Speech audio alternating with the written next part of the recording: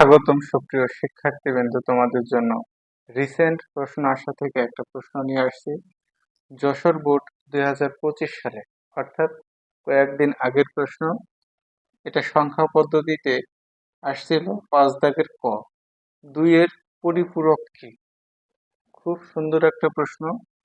উত্তর হচ্ছে কোনো বাইনারি সংখ্যার 1 কে 0 এবং 0 কে 1 দিয়ে পরিবর্তন করে। এখন এইটা হচ্ছে মূল কথা, যে 1 কে 0 এবং 0 কে 1, এইটা মানে হচ্ছে একের পরিপূরক বা একের পরিপূরক। এই এই কথাটুকু যাই, একের পরিপূরক এই কথাটুকু এক। অর্থাৎ যদি আমাদের বাইনারিতে 1 থাকে, আমরা যদি শূন্যতে রূপান্তর করি, এটাই হচ্ছে একের পরিপূরক। অথবা 0 থাকলো, একে রূপান্তর করলাম, এটা হচ্ছে কি একের পরিপূরক নিয়ে যে সংখ্যা পাওয়া যায় তার সাথে 1 যোগ করলে, তার সাথে কি করলে 1 যোগ করলে যে বাইনারি সংখ্যা গঠন করা হয় তা হচ্ছে 2-এর পরিপূরক।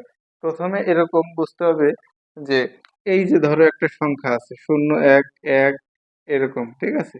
এইটা একের পরিপূরক কি হবে, কিরকম হবে? 0 থাকলে 1, 1 থাকলে 0, 0 থাকলে 1, এই 1 থাকলে 0 0। এটা হচ্ছে একের পরিপূরক। ঠিক ওরকম কোনো বাইনারি সংখ্যার 1 কে কি 0 করছি আর 0 কে 1 দিয়ে পরিবর্তন করে, এটাই হচ্ছে কি বা একের পরিপূরক। ওইটুকু যা এইটুকু তা নিয়ে যে সংখ্যা পাওয়া যায় তার সাথে কি করতে হবে, এই যে 1 যোগ করলে আমাদের কি হয়, 2-এর পরিপূরক। যেমন দেখো, 0 আর 1 যোগ করলে কত হয় আমাদের?